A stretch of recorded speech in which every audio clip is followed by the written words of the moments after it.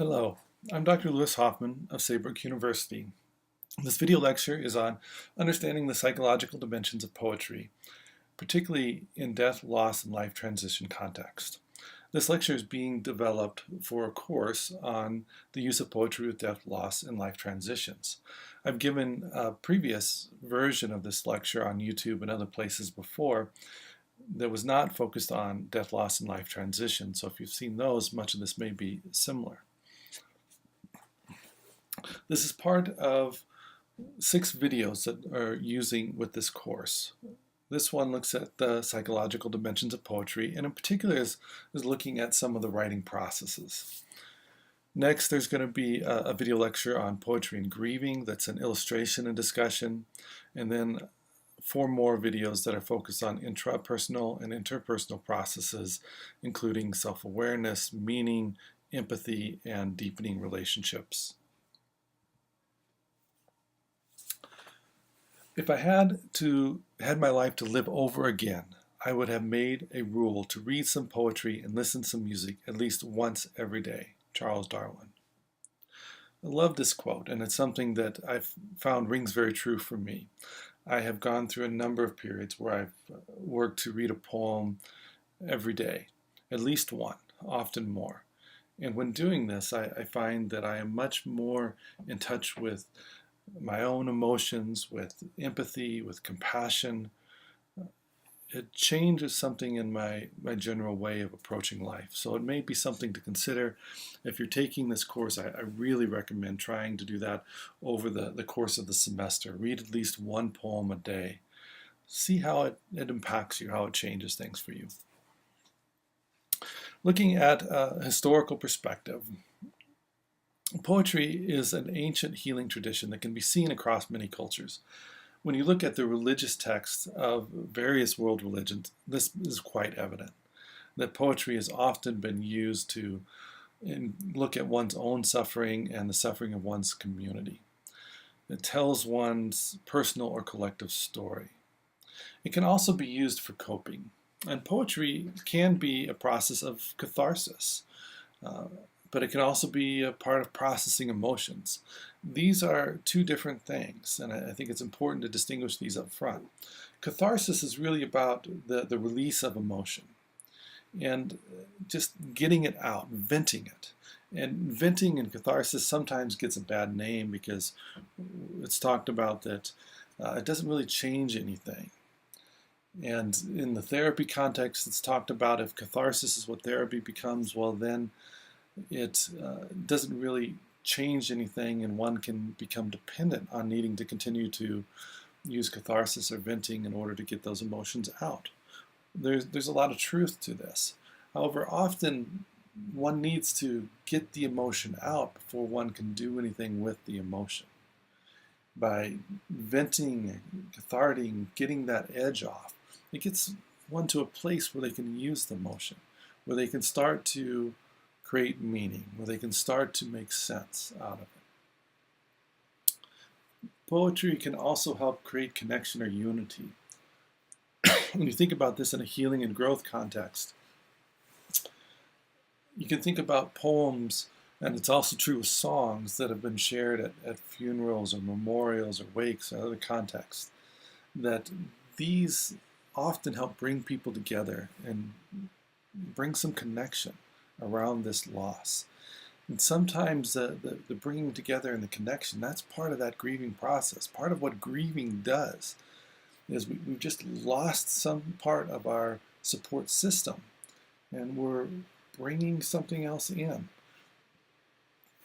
that is filling that gap there. Now, poetry is also used in entertainment, persuasion, and many other contexts, but what we're really focusing on in this lecture, in this course, is the healing and growth aspects of it. You can see many different contexts for poems, the more scholarly and artistic context, where poems are being written with a purpose of being high art or being good works. They can also be written for popularity, humor, entertainment. And then they can be written as healing and growth. These are all valid, but they're different. and you approach the poems differently based on the context. So this is really important, and I'll come back to this some, but let me mention it briefly up front. When you're writing a poem for healing and growth, you're not worried about the quality or many of these other factors. You're writing it for the purpose of healing and growth. And when you're writing a poem to be trying to get it published or to be a great work or something that you feel confident reading in a public setting, you're going to approach it differently and in a way that may inhibit a lot of the healing qualities of it. Now, you may write a more artistic poem that's intended for publication that is very healing. And at times you may write a poem that you're not worried about the quality, you're just writing for healing growth, and it may become a great poem. But the way that you approach it has significance. The different types and purposes of poetry, they're all valid, they're all good, but how you approach it can be important in how it impacts you and how well it works for this healing and growth context. And again, that's the context that I'm focusing about here. That my interest is not so much in being a great poet. I love poetry, have worked with publishing a number of volumes of collections of poetry in a poetry healing and growth series. But my connection with poetry is more around that healing and growth. I love Mary Oliver and Rumi and a lot of these great poets that have the amazing artistic quality, and many of these poems are incredibly healing too. But if that's all the poems that you engage with and are familiar with, it can become very intimidating. In the books that we published in the Poetry Healing and Growth series, we were very intentional about having a wide variety of poems in there, different styles and different qualities. We have a number of poets in each of the books that are award-winning poets that have been published in literary journals, and we have people that have taught poetry in universities that have poems in there. But we also have people that this is the first poem that they've ever published, and they maybe never would be able to get a poem published in a literary journal. But they embody and exemplify that healing and growth process beautifully. Reading poems like this can often be incredibly healing and empowering to help recognize that poetry can be written by anyone who has a heart and mind and passion to engage in it. You don't have to be a great poet that is capable of being published in the literary journals for poetry to be an important part of your life. When I think about styles and forms, there are many styles, and there's no right way to write, particularly in that healing and growth process. And you may play around with the different styles, rhyming and not rhyming, structured and not structured, following some of the styles such as the sonnet or haiku, writing prose poems which are much more free and don't have as many rules to constrain them. Writing poems that are descriptive, some that are just expressive, some that are more symbolic. Playing around with different breaks and dents and punctuations. Play with all these things. See what works for you. Some people will find that the poems that work for them for healing and growth are different than the poems that they might write if they're interested in writing poem for different ends. That's okay. Some may find that different types of poems are helpful in different situations. For example, structured poems sometimes are helpful for people in containing emotions, whereas prose and more expressive and open poems that don't follow any particular rules might be more helpful in getting things out. So different styles can have different meanings and different impact. If you have the words, there's always a chance that you'll find the way. For many people, getting started is the biggest challenge. There may be psychological blocks to writing poetry, may find themselves sitting down at the computer or a blank sheet of paper and just staring, not being able to get anything done. Well, a lot of what I'm going to talk about in the next several slides are ways to try and address some of this. And what's really important is find your own way to write. And you may try out many different things in order to accomplish this. It may be different than the way you find to write other things, such as a scholarly paper or journaling or anything else, or maybe similar. Try different things out. That's one of the things we really encourage. Try different ways of writing. One of the things I really like to do with writing poetry is setting a context. So I often will, if I'm wanting to write about something in particular, I'll think about what music really touches this for me. And I'll put on some of that music. It'll really intensify some of the emotions and often helps with that writing process.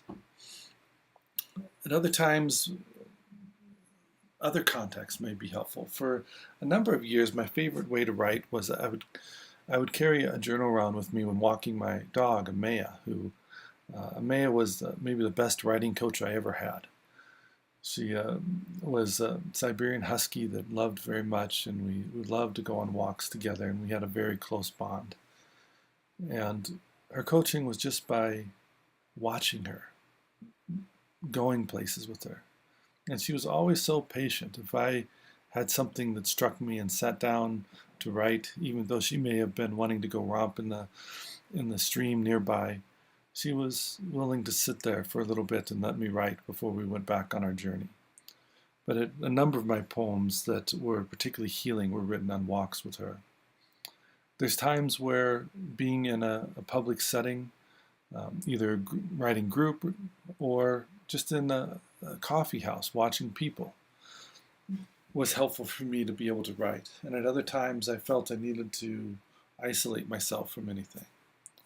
Try out different things. Different things may work at different times. What's important with all of these, though, is a non-judgmental attitude. It's one of the things that I've even encouraged people just to write this down and put it on a card by where they write or on their computer at times. Bad poetry can be good poetry. Bad poetry can be healing poetry. It's not about quality. And even if you hope that it will eventually become a good quality, often it may need to just start where it is. It may not start off as a great poem, but through revisions and other things, it will become much better. But having that non-judgmental attitude is particularly vital in that healing and growth context. Many people, it is helpful to use imitation. So read a variety of different styles and try and imitate them. Try out different styles, which I've mentioned before a bit. Try writing the structured or unstructured or haiku or prose. See what works for you. Try handwritten versus typing. Some people are surprised that there's a big difference whether they handwrite or type a poem. Think of a different imagined audience, maybe just for yourself, maybe for someone that you care about, maybe someone that you're angry at, maybe someone you lost, maybe a group of people. See if that impacts. Think about your purpose. Are you writing to impact others? Are you writing to persuade others? Are you writing to try and connect to others? A poem begins as a lump in the throat, a sense of wrong, a homesickness, a lovesickness. Listen, read, write. Try all of these things. Read poems out loud. Sometimes people are surprised that when they start reading poems out loud, that frees them up to be able to write in a way that just reading them silently didn't. Listen to poems being read out loud. There are places where you can find poems that are read by the author. You can find some of these on YouTube at times. But there's also some books that come with DVDs of the authors reading their poems. Similarly, you can listen to music, which lyrics of music are often very poetic. It could be considered poetry. Journaling. For quite a while when I was first getting back into poetry, most of my poems started when I was journaling. I was journaling and I saw a poetic form start to emerge and turned it into a poem. And then for many, it's about writing when ready, and I'll come back to that in a minute. But it's good, too, to balance both pushing yourself and having patience. Writing every day. This is another thing you may try through the course. Write a poem every day. You may not share them. They may not be ones that you like, but just to get in that practice. Yet also it can be helpful to be patient when writing.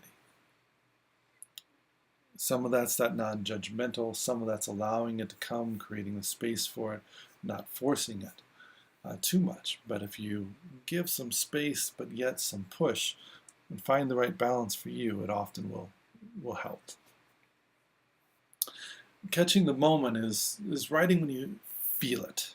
So if you keep scratch paper or something to write with, for some people that may be their phone, either to type it on their phone or to speak it on their phone, so you can catch it when you're in the moment. That can be very important.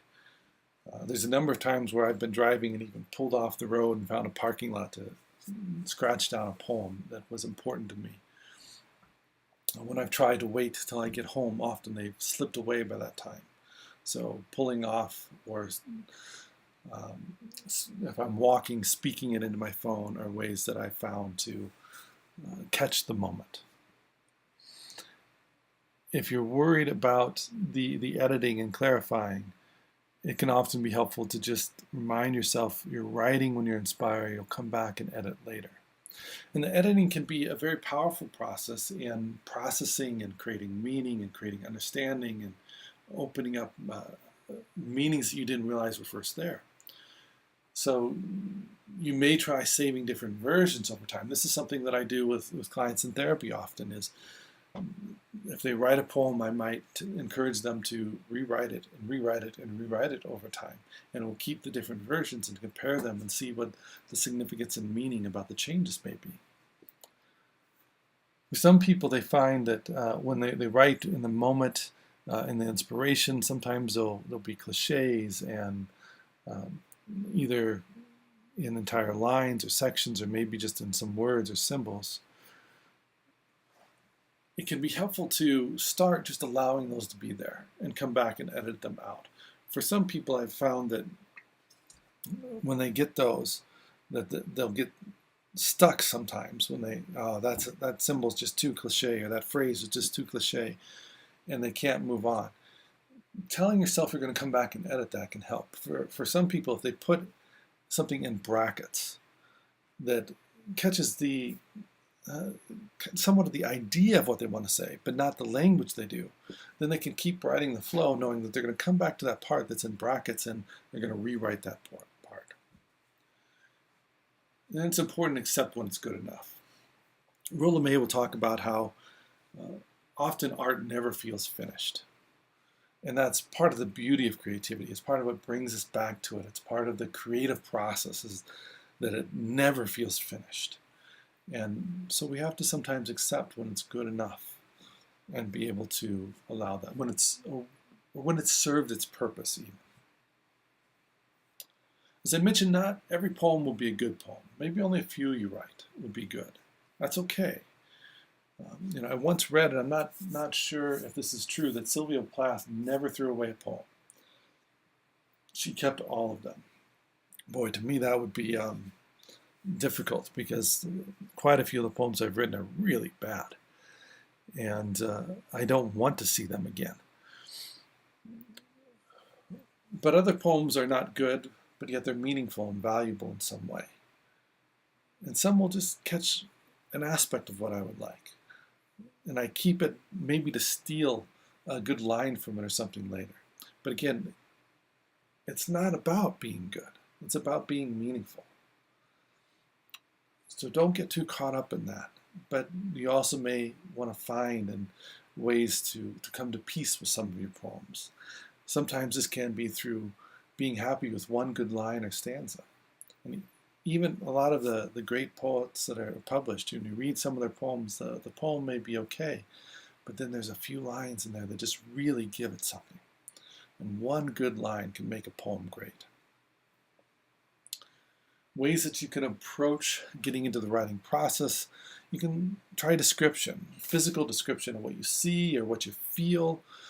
Can be describing what's going on internally, emotions, thoughts, experiences. You can try playing with images, metaphors, and symbols. At times, you may be intentional about them, particularly at first, trying to find a symbol that's going to work. However, over time, you may find, particularly as you've been intentional with them for a while, the symbols may just emerge. They may not even always make sense. They're coming up from that unconscious. They're catching you off guard. Those can be some of the best symbols. And when those happen, it often is one of those things that when you come back to it, you may find new meanings and new insights. Poetry is what happens when nothing else can. Our poems are not just our own. They're also a product of our context, our relationships. You may find yourself slipping in different voices, your own and others, as you write. And this can be helpful, can be okay. Poems emerge at least partially from our unconscious. We may not know where they're coming from. Our poems are not just our own. They're a product of our own experience and our context, our family, our culture, our surroundings. Many will find that they will slip into different voices sometimes as they're writing, the perspective of others, and integrate that in as well. Poems also emerge at least partially from our unconscious. We may never fully know the meaning of our own poems. We may continue to be drawn back to them and find new meanings from them. And it can be best to let our poems be set free. Let them be interpreted by others as they will, and let them be interpreted by us in different ways. There's one poem that I wrote after a session with a client, and was originally written in her voice. She was getting ready to say goodbye to her mother, who was nearing the end of her life. But over time, the meaning became different, and the voice became my own voice. In part, as I shared the poem with a mentor who was facing some fears about his wife being diagnosed with cancer and about the possibility of her dying. And that started to change some of the meaning to it, even though most of the words were the same. And for myself, when my own mother was sick and in some other situations of facing loss, I found, again, the poem changing some. And that's a beautiful thing when we allow for it to do that, allow for the meanings to evolve over time. Don't use the phone. People are never ready to answer it. Use poetry. It is often good to read or listen to a poem more than once. Pause afterwards and meditate. Allow yourself to just notice the experience of it. The poems often do not make sense in the first reading, and the full meaning may even remain elusive. But it can be helpful to go back to it and catch different dimensions of it. So when teaching, I'll often have different people read a poem. Or the first time that I read the poem, have people to try to not pay attention to the words, just pay attention to the flow, the feel, the sound, and then next pay attention to the words. To just listen to it and then to read it. All these different things will frequently bring out different experiences of the poem, help it make sense in a different way. Reading out loud and silent can be very powerful. Paying close attention to the punctuation and line breaks. Often the pauses that we find in poems are the most important parts of them. It can be helpful to discuss the meanings in groups of our own poems and others, particularly if we're able to not hold on too tightly to a meaning, unless it's one you really need, but allow for there to be different meanings, multiple meanings, different possibilities with it, and we can open ourselves up to this instead of being bound to a particular reading. It can be quite powerful. Listen to the poem first for the sound and feel. Try not to attend to the words. Then listen for the words. This, again, can be part of that reading it in different ways. Listen to different meanings and your own.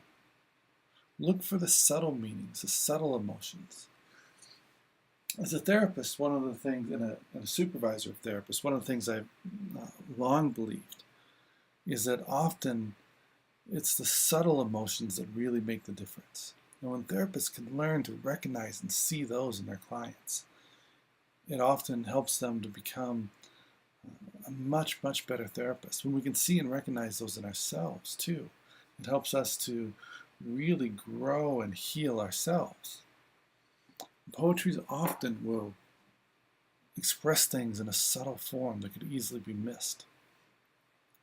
It's one of the reasons why I encourage people that are training to be therapists or trying to become better therapists to read poetry, because identifying those little things, those meanings that can be hidden or easily missed, can be quite powerful.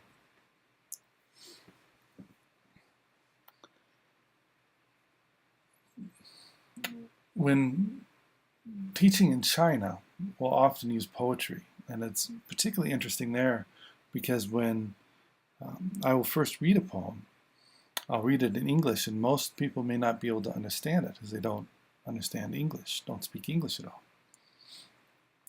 But it will still have an impact with it. It may be similar often to the impact when translated. But if we can listen to those different aspects of it, be impacted by those different aspects of it, it often helps us to deepen our experience of the poem. It may help us connect with some of those symbolic meanings that are at an unconscious level too. We may pick up on those, and that may be part of what draws us to a poem or impacts us by a poem when we don't understand it. I find that regularly I will have an experience where I get fixated on a song for a while, maybe a particular lyric with a song, and I'll keep coming back to it and listening to it over and over again, listening to it and reading the lyric, listening to different versions of it, and trying to find what it means. There's one of these that occurred with me lately that's a lyric of a Bruce Springsteen song that I just love the lyric. And I don't know what Bruce was intending with this lyric. I've never been able to figure out his meaning, or even a likely meaning too much. But I have found some of my own meanings in this line. The lyric is, "And the poets down here don't write nothing at all. They just stand back and let it all be." Let me read that one more time. "The poets down here don't write nothing at all. They just stand back and let it all be." I love that line. For me, part of it is that the person is living, the poets are living the poetry. It's not just written, they're living the poetry. Again, I don't know that that's what Bruce meant with this, but it's a powerful meaning for me, and it draws me back to that song, and particularly that lyric within the song.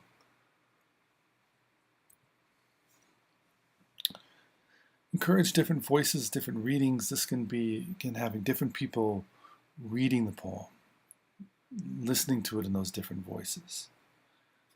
Trying to avoid presuming a meaning, your own or the meaning of the others, the authors if it's someone else.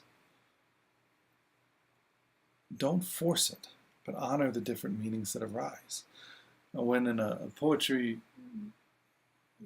therapy group or poetry and healing group or other groups where the focus is on healing and growth and poetry is being used, this is particularly important, to honor the different meanings that arise. When you get too caught up in trying to find what is the right meaning or what did the author mean, it often takes away a lot of the power, particularly the healing and growth power of the process. And instead, when you just allow for there to be the different meanings, that empowers the poetry to be able to heal and grow various people. To be a poet is a condition, not a profession.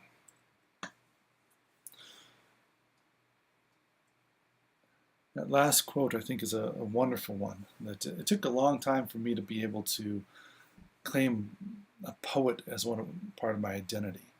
I don't think of myself as a great poet. I think of myself as a lay poet, and a fairly average lay poet at that, who has managed to get a couple poems that I tend to feel pretty good about. But yet, poetry is very much a part of who I am. It's very much a part of my life. When I first began getting back into writing poetry, I was going through a difficult life transition of my own. And I found myself drawn to both reading and writing poetry during that time. After I'd been doing that for a while, I discovered the National Association for Poetry Therapy and a number of books about poetry and healing. This is about 15 or more years ago now. And when I first discovered this, I was very intrigued, but after going to my first poetry therapy conference, I decided, no, I don't want to do this. I want to find my own way of integrating poetry into a healing and growth process. And for me, in particular, I wanted to find one that was consistent with existential humanistic therapy, which is the type of therapy that I do, and also it's I think of it as more than a therapy approach. It's a way of life. And so I wanted to find a way that fit with the values of existential humanistic therapy and my own values. So for over 10 years, I put aside all those books. I didn't read them, didn't go to any of the conferences, didn't engage with others about that. And instead, I continued to think through and develop my own ways of looking at poetry in a healing and growth context. And when I felt like I got to a place where I had that fairly well figured out, what works for me and for my own conceptualization of it, then I began reading the books and returning to the conferences. And I really enjoy the National Association for Poetry Therapy conferences. I presented there and attended them, and wonderful people, great poets, great people, great therapists, caring people, and have found some great books on poetry and healing as well. And many of the things that I came to on my own are quite consistent with that. Most is probably quite consistent with what's already out there. But there's something about coming to my own approach to it that was important for me, particularly because it was poetry, something that I prized so much. Now, for those of you that are listening to this video lecture for the course, it may be difficult to just put it aside because you're going to spend 16 weeks immersed in the idea of poetry, healing, and growth and different perspectives on it. But I would encourage you in doing that to not take the ideas that you're exposed to too seriously. Don't be bound to them, but rather find what works for you. You don't have to agree with what I say, or my approach, or any of the others that people that you'll read in this class or your peers in the class. Find what works for you, and that's where it's going to be the most helpful in your own life, and as you use poetry and processes for healing and growth with others, where you will be the most effective in working with others, when you find that way that is your own way. This lecture was intended to prompt some ideas and encourage some thinking about it, and you'll find some more specific ideas that I have in the coming lectures. But honor your own as well.